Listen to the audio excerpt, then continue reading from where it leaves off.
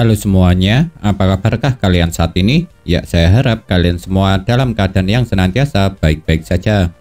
Manga Black Clover chapter ke-317 sekarang telah rilis. Oleh sebab itu, pada kesempatan kali ini, seperti biasa, saya akan membuat pembahasannya. Tubuh raksasa Lucifero yang ia ciptakan dengan cara menggabungkan hampir semua iblis yang berasal dari dua tingkatan dunia bawah pada chapter lalu memang telah berhasil ditebas menjadi dua oleh Asta. Tapi masalah yang harus mereka hadapi pastinya masihlah belum usai. Karena tubuh mati Lucifero yang berukuran sangat besar itu malah akan jatuh menimpa semua kesatria sihir, entah itu dari kerajaan Spade maupun dari kerajaan Clover. Dan tumbangnya tubuh raksasa Lucifero ini tentunya menyebabkan kepanikan. Lantaran bagaimanapun jikalau raksasa sebesar itu sampai menimpa semua orang, maka besar kemungkinannya akan banyak orang yang terluka, bahkan bisa saja mereka yang tertimpa dapat tewas. Dan di saat keadaan tengah kacau inilah tiba-tiba Yuno yang didampingi oleh Mimosa muncul. Dan dengan sigap Yuno juga langsung melancarkan serangan dengan teknik Spirit of Eurosnya dengan tujuan untuk menghancurkan tubuh raksasa Lucifero, supaya semua orang yang ada di bawahnya dapat terbebas dari kemungkinan tertimpa. Sejujurnya kalau menurut pendapat saya peran Yuno dalam perang kali ini tidaklah terlalu besar. Pasalnya pertarungannya saat melawan Zenon sebelumnya cuma bisa dibilang sebagai aksi balas dendam saja. Lantaran seperti yang kalian tahu sendiri kalau yang menculik William menghancurkan markas Golden Dawn, membunuh banyak anggota kesatria sihir Golden Dawn, serta yang mengalahkan Yuno sebelumnya adalah Zenon. Makanya dia sangat terobsesi ingin mengalahkan Zenon. Sedangkan pada chapter ini ketika Yuno tiba di tempat Asta, perannya juga cuma sebagai pembersih saja.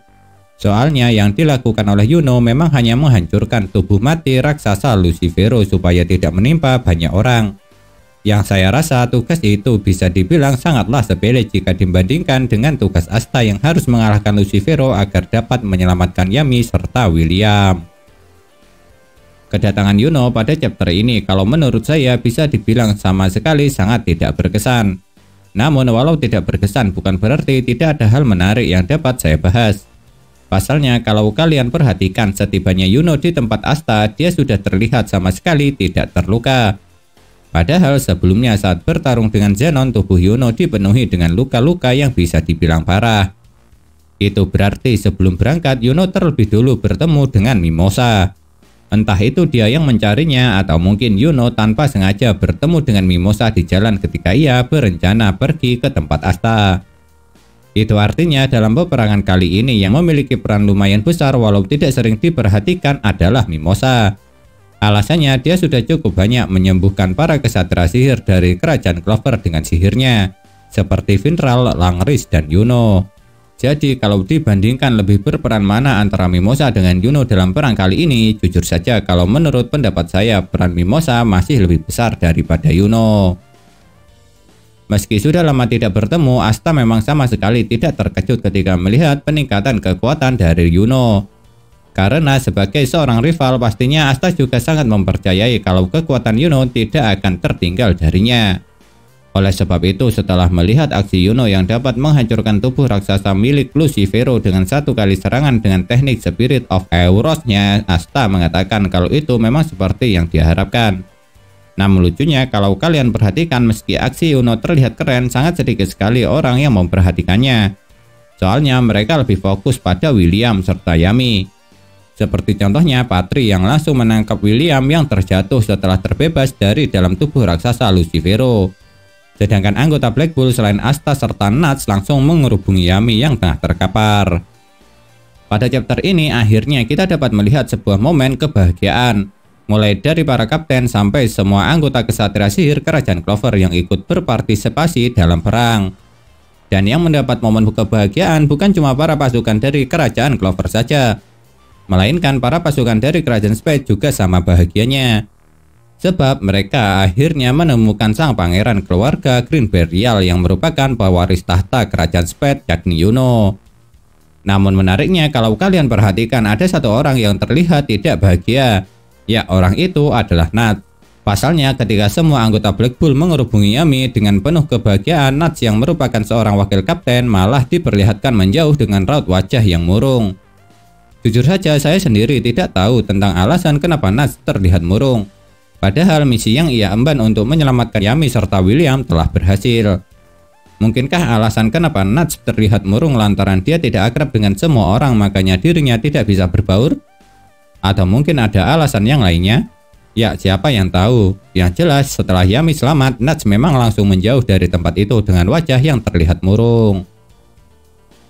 Dalam 2 pembahasan sebelumnya, saya memang sempat bertanya-tanya tentang keberadaan iblis peringkat tinggi yang menjadi pemimpin lantai kedua dunia bawah. Karena memang setelah pintu gerbangnya terbuka, sosoknya belum pernah diperlihatkan sama sekali. Bahkan karena tidak diperlihatkan, saya sempat berpikir kalau kemungkinan iblis tertinggi yang menjadi pemimpin lantai kedua dunia bawah itu juga ikut terhisap seperti iblis-iblis lain untuk dijadikan wadah bagi Lucifero. Akan tetapi ternyata pemikiran saya itu salah. Sebab pada chapter ini iblis peringkat tertinggi pemimpin lantai kedua dunia bawah akhirnya muncul juga.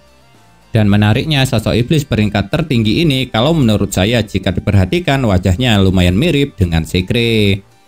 Namun yang lebih menarik dari kemunculan iblis wanita yang satu ini adalah mengenai sikapnya. Soalnya tidak seperti para iblis-iblis lainnya yang sangat ganas dan suka langsung membunuh manusia tanpa alasan, pemimpin lantai kedua dunia bawah ini malah terlihat santai atau lebih condong ke malas dan terlihat seperti sama sekali tidak memiliki keinginan untuk membunuh orang. Karena walau muncul secara tiba-tiba, dia tidak langsung membunuh orang yang berada di hadapannya. Padahal di depannya cukup banyak orang yang berasal dari kerajaan Spade. Untuk sekarang kita memang belum diberitahu tentang informasi dari iblis yang satu ini. Entah itu mulai dari siapa namanya, seperti apa kekuatan sihirnya, sampai seperti apa sifat asli yang dia miliki. Karena memang sekarang yang diperlihatkan dengan jelas oleh Yukito Tensei hanya sebatas wujudnya saja. Sekarang memang belum ada bukti pasti apakah yang menjadi pemimpin lantai kedua dunia bawah ini merupakan iblis yang baik apa tidak. Tapi setelah melihat apa yang dia katakan saat pertama kali muncul di chapter ini, kita bisa berasumsi kalau dia sedikit berbeda dengan iblis pada umumnya. Sebab dia masih mau memberikan peringatan kepada semua orang untuk segera pergi dan semakin cepat semakin baik. Lantaran menurut dirinya mereka semua terlalu santai sekali. Dan mengejutkannya alasan kenapa iblis wanita ini menyuruh semua orang agar segera pergi ialah lantaran sekarang perwujudan Lucifero telah setengah selesai. Jadi dia memberikan saran kepada semua orang untuk segera pergi kalau tidak ingin tewas di tangan Lucifero. Dengan kata lain, saran yang dia berikan bertujuan untuk menyelamatkan semua orang. Makanya saya bilang walau belum tentu iblis wanita yang satu ini baik, paling tidak ia berbeda dengan iblis pada umumnya yang suka membunuh manusia tanpa alasan. Jalan cerita yang disajikan pada chapter ini bisa dikatakan lumayan banyak yang mengejutkan. Dan kejadian yang paling mengejutkan adalah berhasilnya Lucifero mewujudkan tubuh aslinya di dunia manusia setelah perwujudan yang dia ciptakan dari banyak iblis ditebas oleh Asta. Dan mengerikannya setelah baru saja wujud aslinya terbentuk, Lucifero langsung menunjukkan kengerian dari kekuatan sihir yang dia miliki. Pasalnya hanya dengan satu lambaian tangannya ia dapat dengan mudahnya membuat semua orang termasuk para kapten kesatria sihir dari kerajaan Clover tidak lagi bisa berdiri akibat tertindas oleh sihir gravitasi. Dan alasan kenapa Lucifero melakukan itu ialah karena menurutnya kepala semua orang menghadap terlalu tinggi. Padahal alasan semua orang melakukan itu adalah untuk melihatnya. Itu artinya bagi Lucifero derajat manusia sangatlah rendah. Makanya semua orang yang menatapnya harus berada jauh di bawahnya. Tentunya Asta sangat bingung ketika melihat semua orang tiba-tiba tersungkur dan tidak berdaya. Karena saat dia bergegas mendekat, Asta masih belum tahu kalau Lucifero yang awalnya dia anggap telah berhasil dikalahkan ternyata masih hidup dan malah berhasil mewujudkan tubuh aslinya. Dan keterkejutan Asta itu semakin bertambah banyak lagi. Setelah tiba-tiba Lucifero muncul tepat di sampingnya tanpa dia sadari. Dan Lucifero yang telah berada di samping Asta juga mengatakan berani-beraninya dia mengganggu proses selesainya perwujudannya. Setelah Lucifero muncul, itu berarti pertarungan untuk melawan iblis masih akan terus berlanjut.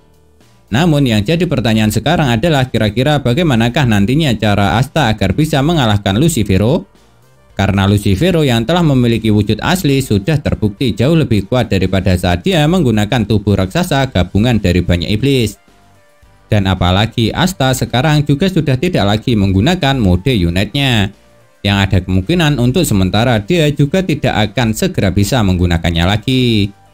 Memang benar di sana masih ada Yuno. Namun jujur saja kalau cuma Yuno seorang yang melawan Lucifero tidak akan cukup walaupun dia hanya sebatas berusaha mengulur waktu saja. Kalau saya tidak salah mengartikan, mungkin untuk sekarang Lucifero masih belum bisa menggunakan kekuatan penuhnya. Walaupun kekuatannya sudah jauh lebih kuat daripada ketika dirinya menggunakan wujud raksasa sebelumnya. Dan alasan kenapa saya bisa bilang begitu adalah karena melihat dari kata-kata yang diucapkan oleh iblis wanita yang merupakan pemimpin lantai kedua dunia bawah. Sebab dia mengatakan kalau perwujudan Lucifero setengah selesai. Mungkinkah itu benar? Ya siapa yang tahu. Lantaran untuk sekarang memang belum ada konfirmasi apapun mengenai masalah ini dari Yuki Tabata Sensei. Dan satu hal lagi, kalau kalian sadari wujud Lucifero antara siluet dengan aslinya bisa dibilang sama. Dan kejadian ini adalah yang pertama kalinya terjadi. Soalnya gambar siluet Ribe dengan wujud aslinya sangat berbeda. Begitu pula dengan gambar siluet Magicula dengan wujud aslinya jugalah berbeda. Jadi untuk sekarang yang gambar siluet serta wujud aslinya sama cuma Lucifero seorang. Nah itulah yang dapat saya sampaikan mengenai manga Black Clover chapter ke-317 ini. Kalau menurut kalian kejadian manakah yang paling menarik? Tinggalkan komentar kalian ya.